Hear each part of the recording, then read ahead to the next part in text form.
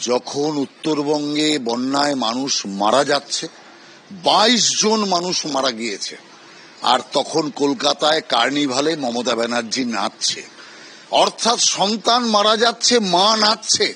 এ দৃশ্য কোনোদিন ভারত দেখেনি। আর যেহেতু মমতা ব্যানার্জি আজকে গিয়েছে আর তার আগে বিজেপি টিম পৌঁছে গেছে, সেই কারণের জন্য কালীঘাট থেকে নির্দেশ গিয়েছে এই হামলা করার। পরিকল্পিতভাবে হামলা করা হয়েছে।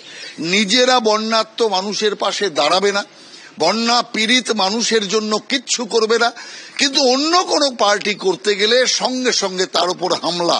অতএব বিজেপির খগেন মুর্মু, শঙ্কর ঘোষদের উপর যে বর্বরচিত পাশবিক হামলা হয়েছে, আমরা মনে করি এর সিবিআই ইনকোয়ারি দরকার। অবিলম্বে সিবিআই ইনকোয়ারির আমরা দাবি করছি এবং ফুটেজ দেখে যারা যারা এই হামলার সাথে যুক্ত, অবিলম্বে তাদের বিরুদ্ধে কঠোর শাস্তিমূলক ব্যবস্থা নেওয়ার দাবি জানাচ্ছি। এবং যে যে পুলিশ কর্তৃপক্ষ তারা এই হামলা রুখতে কোনো ব্যবস্থা নেয়নি, সেই সমস্ত পুলিশকে চিহ্নিত করে সেই সমস্ত পুলিশের বিরুদ্ধেও কঠোর শাস্তিমূলক ব্যবস্থার আমরা দাবি জানাচ্ছি।